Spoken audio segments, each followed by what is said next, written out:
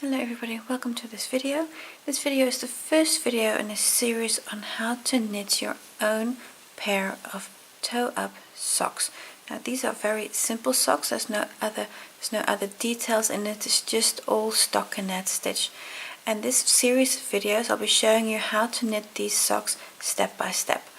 We'll start at the toe, so these are toe-up socks. Knit the toe, actually first cast on the toe, then do the foot of the sock, do the heel, then the leg, finally the cuff, and then we cast off.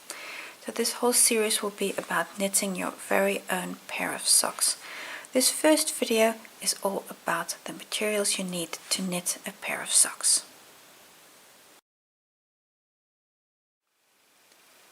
The first thing you need when you want to knit a pair of socks is yarn, and I'd like to show you a few options available to you.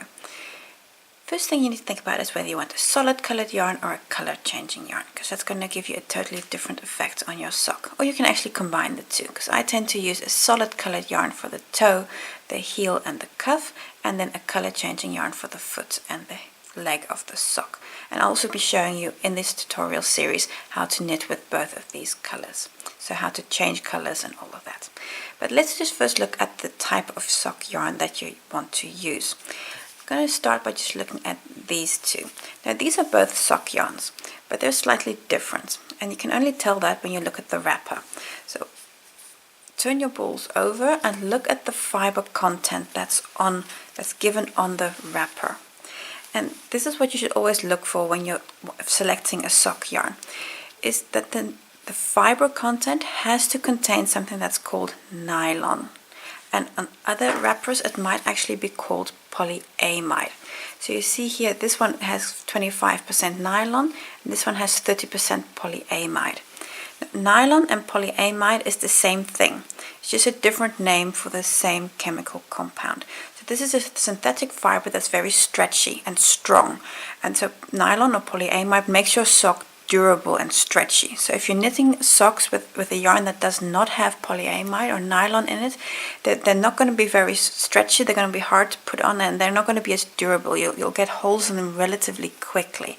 So nylon or polyamide really has to be part of the yarn to make it suitable for knitting socks. Then the second thing you should look for is that it contains wool, because that's what makes it nice and warm. This one here contains merino wool. Now there's of course also Shetland wool, and there are many different types of wool available. So look for a yarn that contains wool, and then it might also tell you something about the any treatment that has been done. Now this is extra fine merino, so this merino wool is of a high quality, so it's a fine grade of merino. But if you look at this one here, it says merino superwash, and that superwash tells you that there's a coating been applied to the yarn, so that makes it prevents it from felting. So this yarn will not felt as much, and also makes it more durable when in the washing machine and things like that.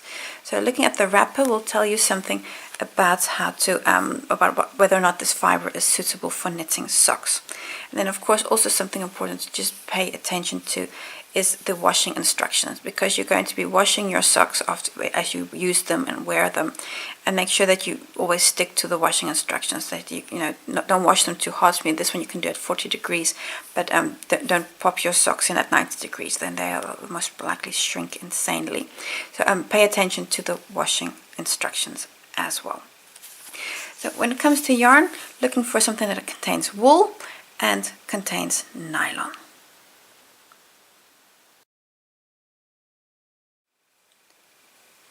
Then there are a few other things you need when you want to knit socks.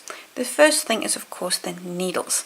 Now, personally I like to work with interchangeable needles. So these are needles without a cable on them, and then you connect the cable later, and that has to do with that you can use different needles and different cable combinations. So this is actually part of a set. Now, these needles are 2.5 millimeters, and this is very small here on the on the needle, so I don't think you're going to be able to read that, so take my word for it. These are 2.5 millimeter needles, and I'll be connecting them to this cable. Now these needles are specifically by a brand called ChiaoGoo. I hope I pronounced that correctly. And they have these red cables, and I really like these red cables because they don't have a memory. So some cables tend to remember that they've been rolled up like this, and then they're a spiral, and that really makes for a bit tricky knitting. That the cable, you're fighting the cable, and these cables don't have a memory, these red cables, and that makes them really easy to knit with. So I'm personally a great fan of these red cabled needles by ChiaoGoo. So I'll be using these ones to knit the socks.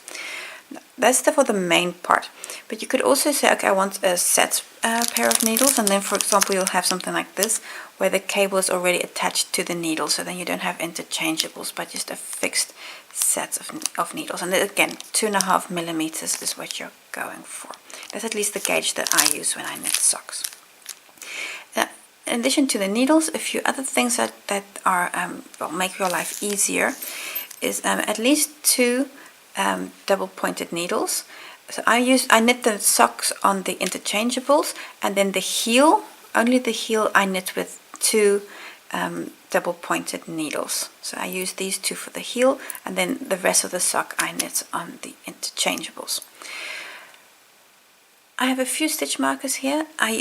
This is what I call a crochet stitch marker, so that's one that can open up. I use this to indicate what the front and the back of the sock is, that I know which side I need to knit the heel on, that you don't have the sock the wrong way around. And 2 little, what I call knitting stitch markers. So these are these little circular stitch markers. These you use when you do the heel to keep track of your turns as you're doing the short row stitches. Something that'll make your life easier. It's not per se necessary, but it does help, are point protectors. These you put on the ends of the needles, so you put them on like a little like a pop on there, and then that prevents your work from falling off the needle. So if you have them in a project bag, for example, these will prevent your work from falling off the needle. So I've got these in the yarn shop as well. So different things that you need. What you do need at least is 1 pair of needles, pair of double-pointed needles, and a stitch marker, and these little round circles. And then let's get started.